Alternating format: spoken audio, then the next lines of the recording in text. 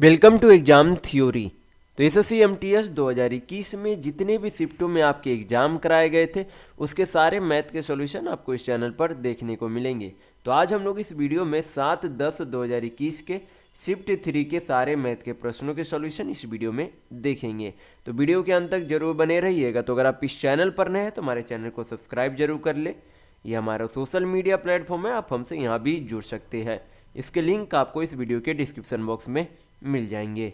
और इस वीडियो को अपने दोस्तों के साथ शेयर करना बिल्कुल भी नहीं भूलिएगा। तो टोटल आपके इतने डेट और शिफ्टों में एग्जाम कराए गए थे। इस वीडियो में हम लोग 7-10-2021 के शिफ्ट 3 के सारे मैथ के प्रश्नों के सॉल्यूशन देखने वाले हैं। बाकी जो भी आपको एक्स्ट्रा में पीला में देखने को मिल रहा है वो सारे शिफ्टों के मैथ के सॉल्यूशन इस चैनल पर पहले ही करा दिए गए हैं।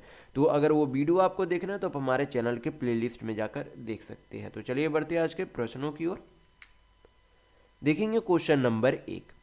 यहाँ पर क्वेश्चन में दिया गया है कि यदि किसी आयत में यानी कि एक आयत की लंबाई में 40% की वृद्धि होती है तो क्षेत्रफल को समान बनाए रखने के लिए इसकी चौड़ाई में कितने प्रतिशत की कमी करनी पड़ेगी, ये आपसे पूछा जा रहा है। तो इस तरीके के प्रश्न में करना कुछ नहीं है। लंबाई में कितने की वृद्धि हो गई, 40% की। तो ओवरऑल उसके जो है क्षेत्रफल में कितने की वृद्धि हो गई होगी, 100, क्योंकि किसी भी चीज़ का क्षेत्रफल खुद में 100% होता है। तो अगर उसके लंबाई में 40% की वृद्धि हो गई यानी कि ओवरऑल उसके क्षेत्रफल में कितनी हो गई, 140% हो गई। तो जो कमी करना होगा कितने का, 40% का। किस में करेंगे, अब 140% में कमी करेंगे। प्रतिशत में वैल्यू चाहिए तो क्या करेंगे, 100 से गुना कर देंगे। हल करेंगे आपको ये पता चल जाएगा कि उसकी चौड़ाई में कितनी कमी करनी चाहिए। तो हल कर लेते हैं। यहाँ पर से 20 से काटेंगे, ये 2 बार में, कितने बार में, 7 बार में। यानी कि आपका कितना आ जाएगा यहाँ पर से 2 × 100 बट्टा कितना हो जाएगा, 7। पॉइंट में आपका वैल्यू चाहिए तो कितना हो जाएगा आपका, 7 दूनी 14, आपके 6 सती 56, 4, तो लगभग 7 छक 42, यानी कि लगभग आपका चौड़ाई में 28.6% की कमी करनी होगी। तो यहाँ पर आपका ऑप्शन नंबर 4 बिल्कुल सही होगा। नेक्स्ट क्वेश्चन देखेंगे, क्वेश्चन नंबर 2। यहाँ पर क्वेश्चन में दिया गया है कि यदि किसी वृत्त की त्रिज्या में 23% की वृद्धि की जाती है तो उसके क्षेत्रफल में कितने प्रतिशत की वृद्धि होगी, ये आपसे पूछा जा रहा है। तो यहाँ पर जो है सबसे पहले तो आपको पता होना चाहिए कि वृत्त के क्षेत्रफल का फॉर्मूला क्या होता है। तो वृत्त के क्षेत्रफल का फॉर्मूला होता है πr²। यानी कि वृद्धि किस में हो रही है, तो त्रिज्या में वृद्धि हो रही है। यानी कि यहाँ पर पाई कांस्टेंट रहेगा तो पाई होने या ना होने पर कोई भी प्रभाव नहीं पड़ेगा। जो भी चेंज आ रहा है वो त्रिज्या में चेंज आ रही है। तो यहाँ पर बोला गया कि त्रिज्या में एक बार 23% की वृद्धि होती है और यहाँ पर एरिया में क्या हो जाता है, त्रिज्या का स्क्वायर करना होता है। यानी कि 2 बार कंजिक्यूटिव 23% की क्या होगी, यानी कि लगातार 23% की क्या होगी, 2 बार वृद्धि होगी। तो जब 2 कंजिक्यूटिव, मैंने पिछले वाले वीडियो में ही बताया था कि जब 2% का कंजिक्यूटिव चेंज आए और ओवल और परसेंट चेंज निकालना हो तो फार्मूला क्या हो जाता है, आपका फार्मूला हो जाता है 2x प्लस x²/100 होता है। तो ये फार्मूला ध्यान रखिएगा। तो x का वैल्यू कितना है, 23 × 2 करेंगे तो आपका कितना हो जाएगा, 46 प्लस 23, आपका यहाँ पर x² है तो 23 का स्क्वायर करेंगे तो कितना हो जाएगा, 23 का स्क्वायर आपका 529 होता है, बटा नीचे कितना हो जाएगा 100, यानी कि 46 प्लस 5.29, तो कितना हो जाएगा योग करने पर आपका 46 और 5 आपके 51 हो जाएंगे, यानी कि 51.29%। ये क्या हो जाएगी, इतने की क्षेत्रफल में वृद्धि होगी। तो यहाँ पर आपका ऑप्शन नंबर 4 बिल्कुल सही होगा। तो अगर आपको वीडियो पसंद आ रहा है तो लाइक करते जरूर चलिएगा। नेक्स्ट क्वेश्चन देखेंगे, क्वेश्चन नंबर 3। यहाँ पर क्वेश्चन में दिया गया है कि जब संख्याओं 21, 22, 60 और 64 में से x घटाया जाता है तो इस क्रम में प्राप्त होने वाली संख्याएं समान अनुपात में होती है। तो आपसे पूछा जा रहा है कि x + 4 और x/2 - 1 के बीच मध्य अनुपात कितना होगा, ये आपसे पूछा जा रहा है। तो मध्य अनुपात सबसे पहले निकालने का फार्मूला पता होना चाहिए। फार्मूला क्या हो जाता है, √ पहली संख्या इंटू दूसरी संख्या होता है। तो यहाँ पर हमें वैल्यू किसका असल में चाहिए, √ पहली संख्या क्या है, x + 4, कितनी है, x + 4, और दूसरी संख्या कितनी है, x/2 - 1 है। तो इस तरीके के प्रश्न को हमेशा क्या कीजिएगा, आप यक्स से वैल्यू, यक्स का वैल्यू खुद से पुट कीजिएगा, और अगर जो पुट करने पर ओवरऑल आपका इंटीजर में अंक में, यानी कि ओवरऑल आपका ऑप्शन मैच कर जाए और इंटीजर में वैल्यू रहे, वही आपका क्या होता है, मध्य अनुपात होता है। वरना अगर आप बेसिक से जाएंगे तो काफ़ी लंबा बनेगा। तो यहाँ पर क्या करेंगे, हम लोग पुटिंग वैल्यू लगाएंगे यक्स का। तो यक्स का वैल्यू क्या पुट करेंगे, यहाँ पर कम से कम फ्रैक्शन में तो वैल्यू नहीं आना चाहिए, क्या पुट करें, तो यहाँ पर 2 तो नहीं पुट करेंगे क्योंकि -1 हो जाएगा, यानी कि पूरा निगेटिव हो जाएगा 3। तो 3/2 फिर से आपका फ्रैक्शन में हो जाएगा। तो यक्स का वैल्यू ध्यान रखिए, या तो यहाँ पर ऑड पुट करना है, यानी कि सॉरी ऑड नहीं, इवन पुट करना है, क्योंकि अगर यहाँ पर ऑड पुट करेंगे कोई भी नंबर तो 2 से वो डिवाइड नहीं होगा, तो क्या हो जाएगा, वो फ्रैक्शन में यहाँ पर नंबर आ जाएंगे, जो कि दिक्कत होगी। तो यहाँ पर यक्स का वही वैल्यू पुट करेंगे जो कि इवेन हो, यानी कि सम संख्या हो, ना कि विषम। तो सम संख्या यहाँ पर देखेंगे तो 2 तो यहाँ पर पुट नहीं कर सकते, 4 यहाँ पर पुट करेंगे तो 4 यहाँ पर काटेंगे तो आपका कितना आ जाएगा, अगर 4 पुट करते तो आपका यहाँ पर हो जाता है 2 से काटेंगे तो 2, 2 - 1 तो 1, और यहाँ पर 4 और 4 कितने हो जाते हैं, 8, 8 × 1 करेंगे तो आपका कितना हो जाएगा, 8 × 1 का आपका हो जाता है 2√2। लेकिन ऑप्शन में मैच नहीं कर रहा है, यानी कि ये नहीं होगा। तो यहाँ पर 4 के बाद आपका क्या, 6 पुट करेंगे, तो 6 यहाँ पर पुट करेंगे तो आपका कितना हो जाएगा, यहाँ पर 2 × 6 यानी कि 2 × 6 4 कितना हो जाएगा, 10, 10 दूनी 20 आपके हो जाते, तो कितने हो जाएंगे, 2 पूर्णांक यानी कि 2√5 हो जाएंगे। ये भी आपका आंसर नहीं होगा। यक्स का यहाँ पर वैल्यू क्या पुट करके देखते हैं, 8, 4 तो हम लोगों ने पुट किया, 4, 6 पुट करके देख लिया, अब 8 पुट करके देखते हैं। 8 पुट करेंगे तो आपका कितना हो जाएगा, यहाँ पर 4, 4 - 1 कितने हो जाएंगे, 3, और इधर कितने हो जाएंगे, 4 तिया 8 और 4 12, तो 12 तिया आपके कितने हो जाते हैं, 36। 36 किसका स्क्वायर होता है, 6 का, यानी कि यहाँ पर ऑप्शन में कौन सा मैच कर रहा है, 6 से मैच कर रहा, यानी कि आपका ऑप्शन नंबर 1 बिल्कुल सही होगा। तो इस तरीके से आप इस तरीके का प्रश्न बनाया कीजिएगा। बेसिक से जाएंगे तो काफ़ी लंबा चला जाएगा, मिडिल टर्म स्प्लिट काफ़ी लंबा गुणज आपका यहाँ पर बनेगा। तो ये आपका सबसे बेहतर तरीका होता है इस तरीके का प्रश्न हल करने के लिए। तो नेक्स्ट क्वेश्चन देखेंगे, क्वेश्चन नंबर 4। यहाँ पर ये क्या है, आपका ग्राफ का क्वेश्चन है। ग्राफ में क्या बोला जा रहा है, यहाँ पर बोला जा रहा है कि जो एक स्कूल XYZ में विभिन्न वर्षों में 10वीं कक्षा की परीक्षा के लिए उपस्थित होने वाले लड़कों और लड़कियों की संख्या को दर्शाता है। तो ये आपका क्या है, विद्यार्थियों की संख्या, इधर क्या है, वर्ष के नाम है। जैसे कि 2011 में ये आपके क्या है, जो ब्लू में वो आपके लड़के, और जो रेड में वो सॉरी ब्लू में, हाँ सर ये आपका ब्लू में लड़के ही हैं, और जो आपके रेड में वो लड़कियां हैं। तो क्वेश्चन में देखेंगे, यहाँ पर क्वेश्चन में पूछा जा रहा है कि 2012 और 2015 में 10वीं कक्षा में उपस्थित होने वाले लड़कियों की कुल संख्या का 2012 और 2013 की 10वीं कक्षा की परीक्षा में उपस्थित होने वाले लड़कों की कुल संख्या से अनुपात कितना है, ये आपसे पूछा जा रहा है। तो यहाँ पर सबसे पहले देखेंगे 12 और 15 में क्या लड़कियों की कुल संख्या देखनी है। तो 12 में कितने थे आपके, 325 से यहाँ पर आपका 325 है, और आपके कौन से 2015 में भी आपके कितने थे, 325 थे। तो 325 और 325 जोड़ेंगे तो कितना हो जाएगा आपका 650। अनुपात 12 और 13 में किसकी संख्या पूछी जा रही है, लड़कों की कुल संख्या। तो 12 में लड़के 250 थे और 13 में लड़के आपके 300 थे। तो 250 300 आपके कितने हो जाएंगे, 450, आपके 3 और 2 5, सॉरी 550 हो जाएंगे, 450 नहीं, क्योंकि 300 है, 250 है, तो आपके 550। तो यहाँ पर 0 0 चला जाएगा, 5 से काटेंगे तो ये 13 बार में, या 55 आपकी 11 बार में चला जाएगा, यानी कि अनुपात कितना आ जाएगा, वैल्यू 13:11। तो यहाँ पर आपका ऑप्शन नंबर 4 बिल्कुल सही होगा। नेक्स्ट क्वेश्चन देखेंगे क्वेश्चन नंबर 5। यहाँ पर क्वेश्चन में दिया गया है कि एक स्कूल में लड़कों और लड़कियों की संख्या का अनुपात 35:39 है। यदि स्कूल में लड़कों और लड़कियों का औसत 740 है तो स्कूल में लड़कों की संख्या कितनी है, ये आपसे पूछा जा रहा है। तो यहाँ पर जो है लड़कों की संख्या टोटल कितनी है, 35 यूनिट है, लड़कियों की संख्या कितनी है, 39 यूनिट है। और यहाँ पर क्या दिया गया, लड़के और लड़कियों का औसत दिया गया है, कितना दिया गया, 740। तो लड़के हैं, यहाँ पर क्या है, बॉयज है, यहाँ पर ये क्या है, गर्ल है। तो टोटल जो है बॉयज और गर्ल कितने हैं, 2 है, यानी कि टोटल जो है योग कितना हो जाएगा उनका, तो योग आपका हो जाएगा 740 × 2 कर देंगे, यानी कि इन दोनों के योग के क्या हो जाएंगे, आपके बराबर हो जाएंगे। तो 35 और 39 आपके कितने हो जाते, 9 5 14 3 3 6, यानी कि 74 यूनिट बराबर कितने हो जाएंगे, 740 × 2। तो 74 से 740 को काटेंगे 10 बार में चला जाएगा, तो 1 यूनिट का वैल्यू कितना आ जाएगा 20 के बराबर। तो पूछा क्या जा रहा है, लड़कों की संख्या पूछी जा रही है। तो लड़कों की संख्या यहाँ पर कितनी थी, 35 यूनिट थी। तो अगर 1 यूनिट का वैल्यू 20 है तो 35 यूनिट का वैल्यू कितना हो जाएगा, इसे 35 यूनिट का वैल्यू निकालने के लिए 35 से गुना करेंगे तो कितना हो जाएगा आपका आंसर 700।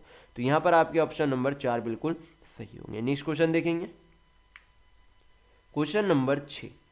यहाँ पर क्वेश्चन में दिया गया है कि एक कार की गति 5.5/9 मीटर प्रति सेकेंड की चाल से x किलोमीटर की दूरी तय करती है और शुरुआती बिंदु पर 5 मीटर प्रति सेकेंड की चाल से लौटती है। यदि कार द्वारा लिया गया कुल समय 7.3/5 घंटे है तो x+3 का मान कितना होगा, ये आपसे पूछा जा रहा है। तो सबसे पहले हमें क्या करना होगा, यहाँ पर ये जो दोनों चाल दी गई है वो क्या निकालना होगा, ये जो मीटर पर सेकंड में चाल है उसे क्या करना होगा, पहले किलोमीटर प्रति घंटा में चेंज करना होगा। तो यहाँ पर मीटर पर सेकंड चाल आपका कितना है 5.5/9 है, तो कितना हो जाएगा 9×5 = 45, अब 5 आपके कितने हो जाएंगे 50/9।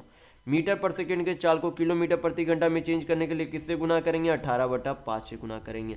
5 से 50 को काटेंगे 10 बार में चला जाएगा और 9 से 18 आपके 2 बार में चले जाएंगे, यानी कि पहला वाला चाल आपका कितना किलोमीटर प्रति घंटा आ गया, तो 20 किलोमीटर प्रति घंटा।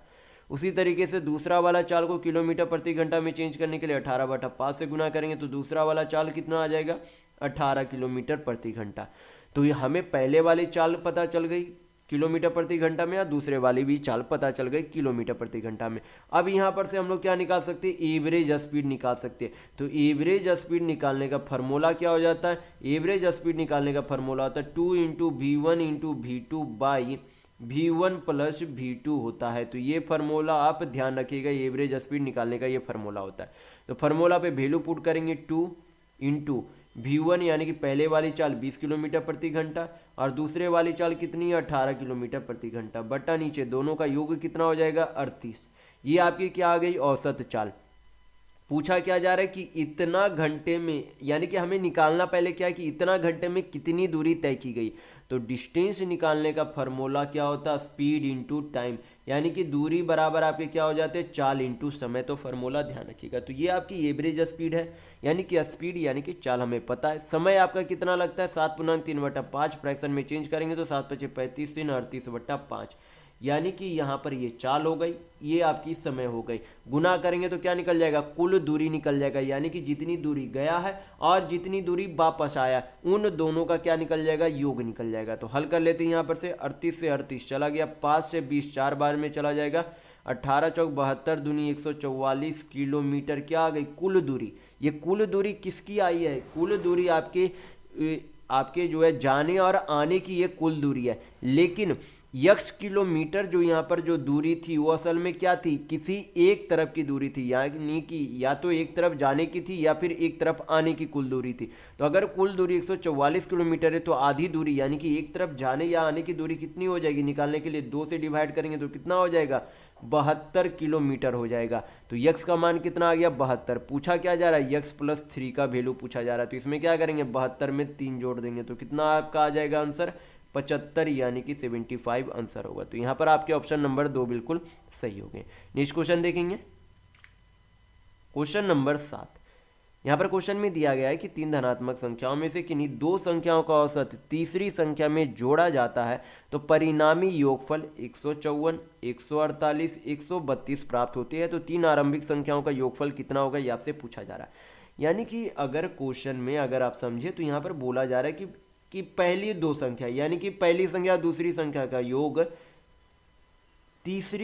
यानी पहली और दूसरी संख्या का योग का औसत, यानी कि पहली और दूसरी संख्या का औसत जब तीसरी संख्या में जोड़ा जाता है तो कितना प्राप्त होता है 154 प्राप्त होता है। फिर किन्हीं अन्य 2 संख्याओं का योग, जैसे कि अगर इसमें पहला प्लस तीसरा जोड़ दिया जाए बटा औसत प्लस इसमें दूसरा जोड़ दिया जाए तो योग कितना हो जाता है 148। फिर तीसरा बार में अगर दूसरा और तीसरा यहाँ पर जोड़ दिया जाए उनका औसत प्लस आपकी पहली संख्या बराबर कितने हो जाते हैं 132। तो यहाँ पर हल करेंगे तो आपका कितना आ जाएगा, पहली संख्या प्लस दूसरी संख्या प्लस 2 यहाँ पर तीसरी संख्या बराबर कितने हो जाएंगे आपके यहाँ पर आपके हो जाएंगे 4 दूनी 8, 15 दूनी 30। यहाँ पर से आपके कितने हो जाएंगे, पहली संख्या प्लस तीसरी संख्या प्लस दो का 2 गुना दूसरी संख्या बराबर कितने हो जाएंगे, 8 दूनी 16, 14 दूनी 28, 1 29। फिर यहाँ पर से आपके कितने हो जाएंगे, दूसरी संख्या प्लस तीसरी संख्या प्लस 2 का पहला संख्या बराबर कितने हो जाएंगे आपके, 2 दूनी 4, 13 दूनी 26। इन तीनों को क्या कर देंगे, जोड़ देंगे। जोड़ने पर एक जो है कितने बार आएंगे, एक 4 बार आएंगे, 2 भी 4 बार आएंगे, 3 भी 4 बार आएंगे, यानी कि 4 क्या कर लेंगे, कॉमन ले लेंगे। तो कितना आ जाएगा, 4 इंटू पहली संख्या प्लस दूसरी संख्या प्लस तीसरी संख्या का योग कितना हो जाएगा, तीनों का नंबर जोड़ देंगे। कितना हो जाएगा, 6 4 10 8, 18 हाथ में 1, 9 6 15 1 16 हाथ में 1, 3 2 5 2 7 1 8। 4 से यहाँ पर काट लेंगे, कितना बार में चला जाएगा, 4 दूनी 8, 4 1 4 7 28। पूछा क्या जा रहा था, तीनों संख्याओं का योगफल। तो योगफल आपका कितना आ गया, 217। तो यहाँ पर आपके ऑप्शन नंबर 3 बिल्कुल सही होंगे। नेक्स्ट क्वेश्चन देखेंगे, क्वेश्चन नंबर 8। यहाँ पर क्वेश्चन में दिया गया है कि कक्षा ए और बी के छात्रों की कुल संख्या 72 है। कक्षा ए में छात्रों की संख्या कक्षा बी में छात्रों की संख्या से 40% अधिक है। कक्षा बी में छात्रों का औसत अंक कक्षा ए के छात्रों का औसत अंक से 50% अधिक है। यदि कक्षा ए और बी के छात्रों का औसत अंक 58 है तो कक्षा ए के छात्रों का औसत अंक कितना, ये आपसे पूछा जा रहा है। तो इस तरीके के प्रश्न पिछले वाले वीडियो में भी मैंने बताया था। तो यहाँ पर जो है सबसे पहले क्या करेंगे, ए बी यहाँ पर लिख लेते हैं। यहाँ पर बोला गया कि ए में जो छात्र है वो बी के छात्र से 40% अधिक है। 40% का फ्रैक्शन वैल्यू कितना होता है, 2/5। यानी कि अगर बी में 5 यूनिट छात्र है, यानी कि 5 छात्र है, तो ए में जो उससे 2 यूनिट यानी कि 2 छात्र अधिक है, यानी कि 7 यूनिट छात्र है। फिर बोला गया कि जो बी का औसत अंक है वो ए के औसत अंक से 50% अधिक है। 50% का फ्रैक्शन वैल्यू कितना होता है, 1/2। यानी कि अगर ए का औसत स्कोर 2 यूनिट है तो बी का उससे 1 यूनिट अधिक है, कितना है, 3 यूनिट है। तो ये 3 यूनिट है, ये कितना है, 2 यूनिट है। तो यहाँ पर से अगर गुना कर दे और जोड़ दे तो क्या निकल जाएगा, कुल अंकों का योग निकल जाएगा। संख्या से हमें कोई भी मतलब नहीं होती है, क्योंकि हमें ओवरऑल लास्ट में औसत अंक ही निकालना है। तो संख्या से कोई भी मतलब नहीं है।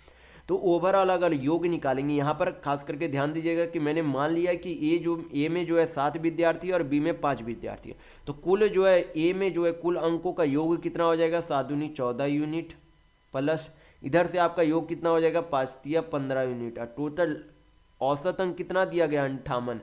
और लोग कितने यहाँ पर मैंने माने, 7 5 12 लोग हैं टोटल। तो कितने हो जाएंगे, 15 और 14 कितने हो जाएंगे, 29 यूनिट बराबर 58 इंटू कितने हो जाएंगे आपके 12। 29 से 58 कितने बार में चला जाएगा, 2 बार में, यानी कि 1 यूनिट का वैल्यू कितना आ जाएगा, 24। कितना हो जाएगा, 24। पूछा क्या जा रहा है, ए के छात्रों का औसत अंक। तो ए के छात्रों का औसत अंक कितना था, 2 यूनिट। तो अगर 1 यूनिट का वैल्यू 24 हो जाएगा तो 2 यूनिट का वैल्यू कितना हो जाएगा, 48। तो यहाँ पर आपका ऑप्शन नंबर 3 बिल्कुल सही होगा। नेक्स्ट क्वेश्चन देखेंगे, क्वेश्चन नंबर 9। यहाँ पर क्वेश्चन में दिया गया है कि जब एक वस्तु को 388 रुपये में बेचा जाता है तो 3% की हानि होती है। यदि वस्तु को 18% के लाभ पर बेचा जाना हो तो वस्तु का विक्रय मूल्य क्या होगा, ये आपसे पूछा जा रहा है। तो वस्तु को पहले बेचा कितने में, 388 रुपये में। और आपको पता होना चाहिए कि किसी भी वस्तु का क्रय मूल्य खुद में कितना होता है, 100% होता है। तो 388 रुपये में बेचा था तो 100% का सामान कितने में बेच दिया, 3% के हानि में, यानी कि कितने प्रतिशत में बेचा, तो 100 - 3 यानी कि 97% में बेच दिया। लेकिन वह उसे बेचना कितने में चाह रहा है, 18% के लाभ में। यानी कि अगर 100% का सामान 18% के लाभ में बेचना चाह रहा है तो कितना में बेचेगा, 118% में। हल करेंगे, आपका क्या आ जाएगा, वस्तु का नया विक्रय मूल्य आ जाएगा। तो हल कर लेते, 97 से काटेंगे तो 7 चौक 28, 9 चौक 36, 4 बार में चला जाता है। कितना हो जाएगा आपका, 8 चौक 32, 3 11 चौक 44 और 3 कितने हो जाएंगे, 47। यानी कि वस्तु का विक्रय मूल्य कितना हो गया, 472। तो यहाँ पर आपका ऑप्शन नंबर 2 बिल्कुल सही होगा। नेक्स्ट क्वेश्चन देखेंगे क्वेश्चन नंबर 10।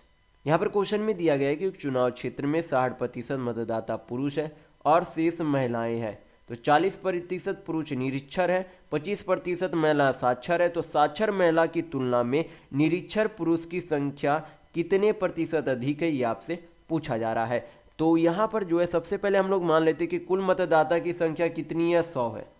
उनमें से बोला गया कि 60% क्या है, पुरुष है। यानी कि 100 का 60% कितना हो जाएगा, 60 लोग। और बाकी बचे वो क्या है, महिला, यानी कि 40 लोग क्या है, महिला है। फिर बोला गया कि कुल पुरुषों की जनसंख्या में से 40% क्या है, निरीक्षर है। तो 60 का 40% कितना हो जाएगा, 60 का 40% 24 लोग हो जाएंगे। यानी कि कुल पुरुष में से 24 पुरुष क्या है, निरीक्षर यानी कि पढ़ने योग्य नहीं है। फिर बोला गया कि उनमें से 25% महिला क्या है, साक्षर है। यानी कि अगर कुल महिला 40 है तो 25% कितना हो जाएगा, 40 का 10, यानी कि कुल महिला में से 10 महिला क्या है, साक्षर है। तो यहाँ पर जो है पूछा जा रहा है कि ये जो आदमी की संख्या, जो निरीक्षर आदमी की संख्या, वो महिला की संख्या की तुलना में जो है कितना अधिक है। तो अधिक कितना है, 14 अधिक है। और किससे तुलना करना है, महिला वाले साक्षर संख्या से। तो कितना है, 10 है। प्रतिशत में वैल्यू चाहिए, 100 से गुना करेंगे। सुनना सुना चला गया, 14 इंटू 10 करेंगे, यानी कि कितना अधिक है, तो 140% अधिक है। तो यहाँ पर आपको ऑप्शन नंबर 4 बिल्कुल सही होगा। नेक्स्ट क्वेश्चन देखेंगे, क्वेश्चन नंबर 11। यहाँ पर क्वेश्चन में दिया गया है कि ए जो है 6 दिनों में 40% कार्य पूरा कर सकता है, जबकि बी उसी कार्य को 7.1/2 दिन में पूरा कर सकता है। यदि वे एक साथ कार्य करते हैं तो कार्य कितने दिनों में पूरा होगा, ये आपसे पूछा जा रहा है। तो यहाँ पर सबसे पहले 40% का फ्रैक्शन वैल्यू कितना हो जाता है, 2/3। और कोई भी जो काम होता है वो टोटल 1 यूनिट काम होता है। तो अगर ए जो है ए का 2/3 यूनिट काम 6 दिन में करता है, तो 2 से 6 काटेंगे, कितना बार चला जाएगा, 3 बार में। यानी कि 1 यूनिट का काम कितने दिन में कर लेगा, 9 दिन में। यानी कि ए जो है अकेले कुल काम कितने दिनों में करता है, 9 दिन में। और यहाँ पर से जो है बी जो है कितने दिनों में करता है, तो पूर्णांक में दिया गया है, फ्रैक्शन में चेंज करेंगे तो कितना हो जाएगा, 7 दूनी 14, 1 कितना हो जाएगा आपके 15/2। तो यहाँ पर से जो आपके कितने हो जाएंगे, सॉरी यहाँ पर आपके 2/3 नहीं होते, 40% का फ्रैक्शन वैल्यू 2/5 होते। मैंने गलती से 2/3 लिख दिया था आपका, यहाँ पर 2/5 होगा, ना कि 2/3। तो कितने समय आपके आ जाएंगे, 15 दिन। यानी कि ये जो है 15 दिन में काम को पूरा करता है। तो यहाँ पर आपका 9 दिन नहीं होगा, 15 दिन होगा। तो यहाँ पर क्या करेंगे, 15 और 15 का एलसीएम लेंगे तो आपका कितना आ जाएगा, 15। 15 को 15 से डिवाइड करेंगे 1 आएगा, और 15 को 15/2 से डिवाइड करेंगे तो कितना आ जाएगा, 2। यानी कि ए की कार्य क्षमता कितनी है, 1 यूनिट, और बी की कार्य क्षमता कितनी है, 2 यूनिट है। तो पूछा क्या जा रहा है कि दोनों मिलकर कितने समय में पूरा कर लेंगे। तो समय निकालने का फॉर्मूला क्या हो जाता है, total work upon total efficiency होता है। तो ये फॉर्मूला ध्यान रखिएगा। तो हमें समय ही चाहिए, तो टाइम अपॉन बराबर क्या हो जाएगा, टोटल वर्क कितना है, 15। जो आपका एलसीएम होता है वही टोटल वर्क होता है। टोटल वर्क को कितनी की कार्य क्षमता से काम करेंगे, तो 2 और 1 3 यूनिट की कार्य क्षमता से काम करेंगे। तो 3 से 15 को काटेंगे, 5 बार में चला जाएगा। यानी कि अगर दोनों मिलकर उस काम को करते हैं तो उस काम को 5 दिनों में पूरा कर लिया जाएगा। तो यहाँ पर आपका ऑप्शन नंबर 3 बिल्कुल सही होगा। नेक्स्ट क्वेश्चन देखेंगे, क्वेश्चन नंबर 12। यहाँ पर क्वेश्चन में दिया गया है कि एक धनराशि पी क्यू आर और यस के बीच क्रमशः जो है 3:4:5:6 के अनुपात में वितरित किया जाता है। यदि आर को पी से 500 रुपये अधिक प्राप्त होता है तो उन सभी के हिस्सों का योगफल क्या होगा, ये आपसे पूछा जा रहा है। तो पी की धनराशि कितनी थी, 3 यूनिट। आर की धनराशि जो है कितनी है, 5 यूनिट है। तो कितना अधिक है, 2 यूनिट अधिक है। रुपये में कितने के बराबर है, 500 रुपये के बराबर है। तो 1 यूनिट का वैल्यू कितना हो जाएगा, 250 रुपये। कितना हो जाएगा, 250। पूछा क्या जा रहा है, सभी का योगफल पूछा जा रहा है। तो योगफल कितना हो जाएगा आपका, 6 4 10 3 13 5 18। यानी कि हमें क्या चाहिए, 18 यूनिट का वैल्यू चाहिए। तो अगर 1 यूनिट का वैल्यू 250, तो 18 यूनिट का वैल्यू निकालने के लिए 18 से गुना करेंगे, कितना हो जाएगा आपका 0। 18 5 90 9, 18 दूनी 36 और 9 आपके कितने हो जाएंगे, 45। यानी कि कुल जो है हिस्सों का योगफल कितना था, तो 4500 रुपया था। तो यहाँ पर आपके ऑप्शन नंबर 3 बिल्कुल सही होंगे। नेक्स्ट क्वेश्चन देखेंगे, क्वेश्चन नंबर 13। यहाँ पर क्वेश्चन में दिया गया है कि एक धनराशि चक्रवृद्धि ब्याज की निश्चित दर पर 10 वर्षों में कितनी हो जाती है, 2 गुनी हो जाती है। तो यह धनराशि कितने वर्षों में 8 गुना हो जाएगी, ये आपसे पूछा जा रहा है। तो यहाँ पर क्या बोला गया क्वेश्चन में कि 10 साल में ये जो है कितनी हो जाती है, 2 गुना हो जाती है। चाहिए कितना, 8 गुना। यानी कि 8 गुना क्या करें, पावर 2 पे पावर 3 कितना हो जाएगा, 8। तो क्या किया जाता है समय निकालने के लिए, ये जो आपका समय है उसे क्या कर लिया जाता है, पावर से गुना कर दिया जाता है। तो आपका क्या निकल जाएगा, ओवरऑल समय निकल जाएगा कि कितने समय में वो धनराशि 8 गुना हो जाएगी। तो क्या करेंगे, 10 × 3 यानी कि 30 साल में वो धनराशि कितनी गुना हो जाएगी, तो 8 गुना हो जाएगी। तो यहाँ पर आपका ऑप्शन नंबर 2 बिल्कुल सही होगा। नेक्स्ट क्वेश्चन देखेंगे, क्वेश्चन नंबर 14। ये आपका क्या है, सिंपल सा सिंप्लीफाई से करना है, तो हम लोग सिंप्लीफाई कर लेते हैं। यहाँ पर आपका क्या है, 0.2 को 0.025 से डिवाइड करेंगे तो आपका कितना आ जाएगा, 200। यानी कि 8 बार में चला जाएगा। प्लस यहाँ पर आपके कितने 39, प्लस 0.92 को 0.2 से डिवाइड करेंगे तो आपका कितना आ जाएगा, यहाँ पर 46। यानी कि 4.6। यहाँ पर आपके कितने आ गए 4.6। अब 4.6 को 5 से गुना करेंगे तो कितना आ जाएगा 6 पचे 30, 3 5 20 और 3 कितने हो जाएंगे 23, माइनस 4.9 को 0.07 से डिवाइड करेंगे तो आपका कितना आ जाएगा यहाँ पर से, यहाँ पर आपके हो जाएंगे 70, कितने हो जाएंगे 70। हल कर लेते हैं यहाँ पर से 23 8 कितने हो जाएंगे 31, 31 और 39 आपके कितने हो जाएंगे 70, 70 माइनस 70 आपका आंसर कितना आ जाएगा 0। तो यहाँ पर आपके ऑप्शन नंबर 2 बिल्कुल सही होगा। नेक्स्ट क्वेश्चन देखेंगे, क्वेश्चन नंबर 15। यहाँ पर क्वेश्चन में दिया गया है कि एक वस्तु का अंकित मूल्य 5450 रुपये है। यदि एक व्यक्ति 15% की छूट देने के बाद 15% का लाभ अर्जित करता है तो वस्तु का क्रय मूल्य क्या होगा, ये आपसे पूछा जा रहा है।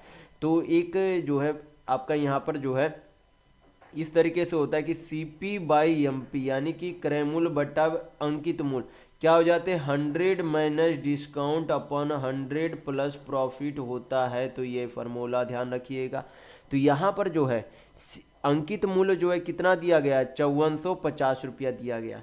निकालना क्या है CP, 100 माइनस डिस्काउंट करेंगे तो डिस्काउंट आपका कितना दिया गया 15%, तो 100 माइनस 15 करेंगे तो कितना हो जाएगा 85, 100 प्लस प्रॉफिट करेंगे यानी कि 100 प्लस 15 कितना हो जाएगा 115, 5 से काटेंगे ये 17 बार में, ये कितने बार में 23 बार में, 23 से आपका नहीं कट 23 से नहीं कटेगा, 23 से नहीं कटेगा क्योंकि यहाँ पर जो है क्या चाहिए निकटतम पूर्णांक चाहिए। तो 23 से नहीं कट रहा तो क्या करेंगे हम लोग डिवाइड करके निकालेंगे। पहले यहाँ पर 17 इंटू 5450 गुना करेंगे कितना आ जाएगा 0, 17 पचे 85, 8 17 चौका 68, 8 कितने हो जाएंगे 76, 7 17 पचे 85 और आपके 17 पचे 85 या 7 आपके कितने हो जाएंगे 92। इसे क्या करेंगे 23 से डिवाइड करेंगे। ये 23 आपका कटा हुआ नहीं था, ये आपका नहीं कट रहा था 23 से, तो बटा नीचे 23 आ जाएगा, कितना हो जाएगा 23 चौक 92, 0 23 आपका 46 यानी कि 4028 लगभग इतना आपका रुपये आएगा। तो यहाँ पर आपका ऑप्शन नंबर 4 बिल्कुल सही होगा। नेक्स्ट क्वेश्चन देखेंगे, क्वेश्चन नंबर 16। यहाँ पर क्वेश्चन में दिया गया है कि दो रेलगाड़ियों की चाल का अनुपात 5:8 है। यदि दूसरी रेलगाड़ी 4 घंटे में 600 किलोमीटर चलती है तो पहली रेलगाड़ी की चाल कितनी थी, आपसे पूछा जा रहा है। तो सबसे पहले चाल यानी कि स्पीड निकालने का फॉर्मूला क्या होता है डिस्टेंस अपॉन टाइम, यानी कि चाल बराबर दूरी बटा समय होता है। तो ये फार्मूला ध्यान रखिएगा। तो यहाँ पर जो है कुल दूरी कितनी है 600 किलोमीटर, कितना समय लेता है 4 घंटा, यानी कि उसकी चाल कितनी थी तो 150 किलोमीटर प्रति घंटा क्या थी उसकी चाल थी। तो ये चाल किसका दिया गया है दूसरी वाली रेलगाड़ी का। तो अगर दूसरी वाली रेलगाड़ी का 150 किलोमीटर प्रति घंटा चाल थी और यूनिट में कितना था 8 यूनिट का वैल्यू था, तो अगर 1 यूनिट का वैल्यू चाहिए तो क्या करेंगे 8 से डिवाइड कर देंगे, और हमें वैल्यू किसका चाहिए 5 यूनिट का वैल्यू चाहिए तो क्या करेंगे 5 से गुना कर देंगे। हल करेंगे आपका आंसर आ जाएगा। तो आप यहाँ पर से जो है 2 से कट रहे तो ये 4 बार में, ये कितने बार में 75 बार में, 7 पचे 35, 5 पचे 25 यानी कि 375 बटा आपके कितने हो जाएंगे 4। पॉइंट में आपका आंसर देना है, कितना हो जाएगा 4 नंबर 36, 4 तिया 12, 3 4 7 28, 4 पचे 20 यानी कि 93.75 ये आपकी क्या आ गई पहली रेलगाड़ी की चाल आ गई। तो यहाँ पर आपका ऑप्शन नंबर 3 बिल्कुल सही होगा। नेक्स्ट क्वेश्चन देखेंगे, क्वेश्चन नंबर 17। यहाँ पर क्वेश्चन में दिया गया है कि यदि दो संख्याओं का महत्तम समावर्तक 6 है और इन दो संख्याओं का लघुत्तम यानी कि एलसीएम 54 है तो इन संख्याओं के गुणनफल का वर्गमूल यानी कि अंडर रूट कितना होगा, ये आपसे पूछा जा रहा है। तो महत्तम कितना है 6 है और लघुत्तम कितना है 54 है, दोनों के गुणनफल का क्या पूछा जा रहा है वर्गमूल पूछा जा रहा है। तो कुछ नहीं करना है, गुना करेंगे आपका कितना आ जाएगा यहाँ पर 6 चौक 24 और 6 पचे 30 और 2 आपके कितने हो गए 32, 324 किसका स्क्वायर होता है तो 18 का स्क्वायर होता है। तो यहाँ पर आपका ऑप्शन नंबर 2 बिल्कुल सही होगा। नेक्स्ट क्वेश्चन देखेंगे, क्वेश्चन नंबर 8। यहाँ पर क्वेश्चन में दिया गया है कि एक डेटा को आरोही क्रम यानी कि बढ़ते क्रम में व्यवस्थित किया गया है, अर्थात 3 4 7 x + 1 12 13 15। यदि इस डाटा का माध्यिका 9.5 यानी कि मीडियन 9.5 है तो यक्स का मान कितना होगा, ये आपसे पूछा जा रहा है। तो मीडियन निकालने का क्या तरीका होता है, बीच की संख्या देखेंगे। तो बीच की संख्या कैसे निकालेंगे, 3 संख्या इधर है 3 संख्या इधर है, यानी कि इन दोनों के बीच की संख्या क्या होगी मीडियन होगी। तो बीच की संख्या निकालने के लिए क्या करेंगे, इन दोनों का औसत निकाल लेंगे। तो यक्स + 1 का योग 2 संख्या है तो 2 से डिवाइड कर देंगे और माध्यिका कितनी दी गई है 9.5। तो हल करेंगे 2x + 1 बराबर आपका कितना हो जाएगा 9 दूनी 18 1 19, 2x बराबर आपके 18 हो जाएंगे। तो x बराबर आपके कितने हो जाएंगे 2 से 18 काटेंगे 9, यानी कि x का वैल्यू कितना आ गया 9। तो पूछा क्या जा रहा था, एक्स का वैल्यू में पूछा जा रहा था। तो यहाँ पर आपके ऑप्शन नंबर 1 बिल्कुल सही होंगे। नेक्स्ट क्वेश्चन देखेंगे, क्वेश्चन नंबर 19। ये आपका ग्राफ सेम है, ग्राफ मैं आपको पहले ही समझा चुका हूँ। क्वेश्चन देखेंगे, यहाँ पर बोला जा रहा है कि 2011, 13 और 15 में उपस्थित होने वाले लड़कों की संख्या का औसत 2014 में उपस्थित होने वाले लड़कियों की संख्या से कितने प्रतिशत कम है, ये आपसे पूछा जा रहा है। तो सबसे पहले हमें चेक कौन सा करना है, 11, 13 और 15 किसके, लड़कों के चेक करने। लड़के आपके कौन से हैं, ब्लू वाले। तो 11 में 225 है, 13 में 300 और यहाँ पर कितने हैं, 375। 375 225 कितने हो जाएंगे, 600, 6 3 900। तो 900 टोटल है इन 3 सालों में। 3 सालों में हमें इनका औसत चाहिए, तो 3 से डिवाइड करेंगे तो औसत लड़का कितना आ जाएगा इन 3 सालों का, 300। तो और 2014 में उपस्थित होने वाले लड़कियां, तो यहाँ पर 2014 में उपस्थित होने वाले लड़कियां कितनी थी, 320 थी। तो यहाँ पर जो है कितना कम है, 320 से 300 जो है कितना कम है, 20 यूनिट कम है। तुलना किससे करना है, 320 में। प्रतिशत में वैल्यू चाहिए, क्या करेंगे, 100 से गुना करेंगे, हल करेंगे, आंसर आ जाएगा। 20 से काटेंगे 320 को, 16 बार में चला जाएगा। 4 से काटेंगे 4 बार में, ये 25 बार में, 25/4 कितना हो जाएगा, 6.25% क्या है, कम है। तो यहाँ पर आपका ऑप्शन नंबर 3 बिल्कुल सही होगा। नेक्स्ट क्वेश्चन देखेंगे, क्वेश्चन नंबर 20। ये आपका क्या है, सिंपल सा सिंप्लीफिकेशन का क्वेश्चन है, हल कर लेते हैं। यहाँ पर आपका कितना है, ऊपर में 3/7 प्लस पूर्णांक में है, फ्रैक्शन में चेंज करेंगे कितना हो जाएगा, 3 2 5/3 इंटू आपका कितना हो जाएगा 6 माइनस आपका 3 दूनी 6 1 7/2 गुना है, मतलब ऑफ है तो पहले हल कर लेते, ये काटेंगे तो ये 3 बार में चला जाएगा। तो ये जो है जब भाग को गुना में चेंज करती है तो सामने वाली संख्या रेसिप्रोकल यानी कि उल्टा हो जाती है। तो अगर नीचे आपका कितना था, 5 दिया 15 तो 15 आपके ऊपर चले जाएंगे, नीचे आपका क्या आ जाएगा 7, बाहर आपकी क्या है, ऑफ है, कितने या 2/3 है। हल कर लेते, यहाँ पर नीचे का पहले हल कर लेते, नीचे का फिर हल करेंगे तो कितना आ जाएगा 1/7। यहाँ पर क्या ऑफ का हल कर लेंगे तो कितना आ जाएगा 2, और 4 को जब 2 से डिवाइड करेंगे तो कितना आ जाएगा 2, यानी कि ब्रैकेट के अंदर वैल्यू कितना होगा 2। अब हल कर लेते हैं, यहाँ पर जो कट रहा काट लेंगे, 3 से 6 2 बार में, 7 से 7 चला गया, 2 से 2 चला गया, 3 से 15 आपका 5 बार में चला जाएगा।